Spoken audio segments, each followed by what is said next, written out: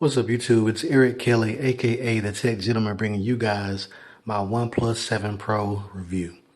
Without further ado, let's talk tech.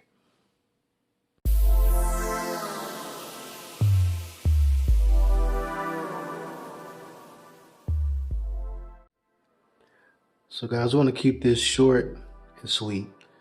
OnePlus 7 Pro review. I'm gonna hit the likes. I'm gonna hit the don't likes.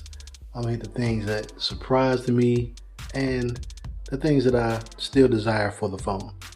So, starting out with the likes, obviously, you got the display. Display is crazy. This is one of the first all display phones I've had. So you have the pop-up camera that pops up at the top, which is dope. People see it, do a double take. You know, you put this out on the table, it's a tough device. Even though it's being sold to T-Mobile, people still kind of sleeping on OnePlus. There's no notch, no hole punch, nothing weird in the display at all. And then, I don't know if you saw, but the fingerprint sensor is the second fastest I've ever used. The Huawei Mate 20 Pro probably still faster for me. But this one is still, I mean, like I say, this one is great.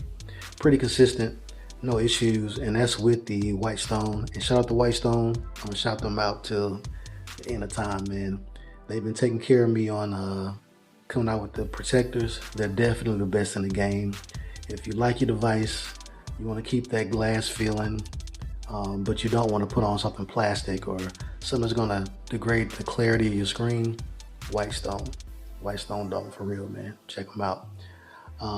But back to my likes for this phone. The speed is something else. You got a 90 hertz display, which is great, but that combined with just the raw speed and fluidity on this phone is, I mean, it's unmatched right now, man. It's easily the fastest, most fluid phone, and it just doesn't bog down, man. Like, look at all these notifications. If I pulled my Note 10 out and it had all these notifications, this would be lag central, man. And like the animations, like, they're not dropping frames. I mean, that just gets addictive. When you go to other phones, everything else just feels kind of slow for a little while. So it takes really takes a lot to get to this point, and I commend OnePlus for that. The next thing I want to talk about is the battery life. I've got some of the best battery life on a phone. This has a 4,000 milliamp hour battery, and whatever OnePlus is doing, whatever their special sauce is, keep it up. I mean, I've been getting 7.5, almost 8 hours of screen on time. That's crazy for me because I'm as you can see from the notification, like, I'm putting this phone through it, man. So the battery life is definitely top notch on this phone. The charging is pretty good too. It's definitely a phone that you can leave off the charger all night, wake up in the morning, plug it in, get dressed, get ready to go, and by the time you get ready to leave the house, it's at 100%.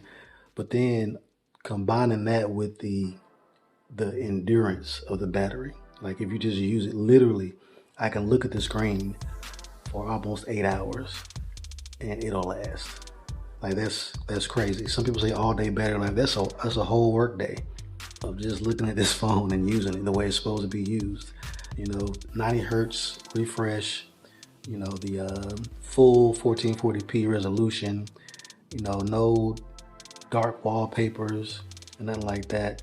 I got a dark theme popping because I just, another notch in OnePlus's belt, just put the Android 10 release on here. And it's going pretty smooth. It's an open beta, so they're pretty close to our release candidate, but like I said, it's been working pretty smooth for me. Next up is definitely going to be the audio. They did dual audio this time. It's loud. It's pretty clear. There's some other phones that are clear, but you can use it, you know, if you're in the car, it would take the place of a small Bluetooth speaker. I'll say that. So that's pretty good audio for me. The build quality, man, this thing is built, like, when I first got it, I was like, oh, this is, you know, nicely built, nice design. You know, OnePlus definitely has refined their phone design, especially, like, you know, places where some companies kind of mess up. It's kind of hard to do, blending the glass and the metal on the sides and stuff. You know, it could be a little bit smoother, but, you know, it's still, it's very consistent. I say that. And then these finishes, like this kind of satin blue, shimmery color. Man, this is amazing, man. This is one of the best looking phones that I've seen.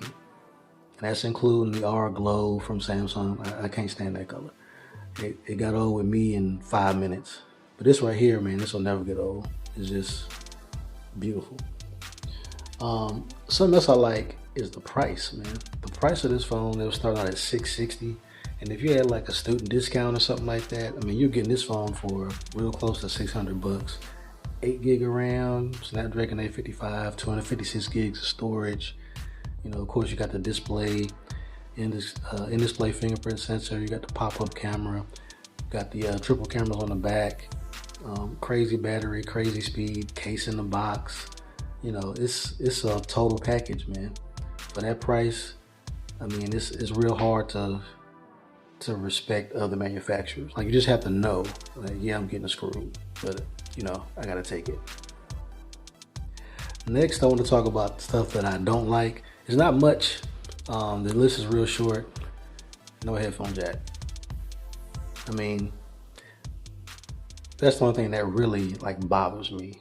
There's stuff that I wish it had. Like I wish it had better cameras. But that's at this point, it's such a petty, kind of nitpicky thing because I put the Google Camera APK on here and it takes great pictures now. Like definitely serviceable pictures. The video camera though, the stock video camera is still pretty good. I've had 4K 60 since last year, and the video quality is pretty good, especially if you use like a gimbal or something like that. The video is not bad at all. Something else that I wish it had is wireless charging. We just kind of get used to wireless charging. All the phones have them. It's once you start getting those wireless charging pads popping all around the house and got your little stand at work and stuff like that, and then you get one like this, you're like, oh, I don't have to plug in. That's the one caveat, and I think that's OnePlus's explanation for why they don't have wireless charging. It's like, well, we got fast charging and great battery. Why do you need to charge at any other time other than when you're at home getting ready to go to bed? It's a good argument, I can't lie, because I really have no use for a wireless charger with this phone. But it's just kind of it's the norm. It's what everybody has, so you kind of want that. The surprise about this was the front-facing camera. It's the pop-up and all of that, but it's actually pretty good. I can't remember the megapixels on it, but I was taking pictures, and coming from the S10 Plus, it was taking better front-facing pictures to me. Dynamic range and stuff like that was better.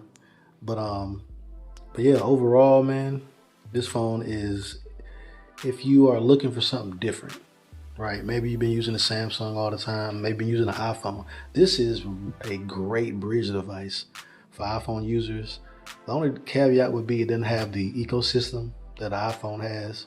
If you got the Mac and you got Apple TV and your iPad and all of that stuff, this is gonna be a monkey wrench in your whole flow.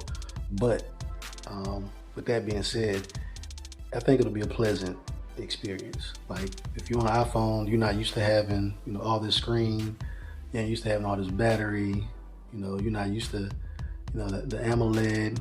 I guess unless you got like a 10 or a 10s Max or something like that, you've got AMOLED, but it's not this. That's just not what y'all rocking with right now. The charging, it'd probably be mind-boggling for Apple people, especially if you never coughed up the extra money for the fast charger.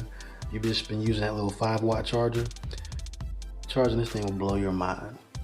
Literally, your brain is going to fall out your head when you charge this. Trying to think of anything else. Trying to keep this pretty concise, straight to the point. If you're gonna get one, get the blue. It's they don't have it in the entry level specs. It's only in the mid tier specs, but that's fine, man. This color is worth it. It comes with a case, a little clear case or whatever. That's dope. Yeah, OnePlus 7 Pro. I definitely recommend it. Gets my stamp of approval. And until next time, guys, I'll talk to you. Peace.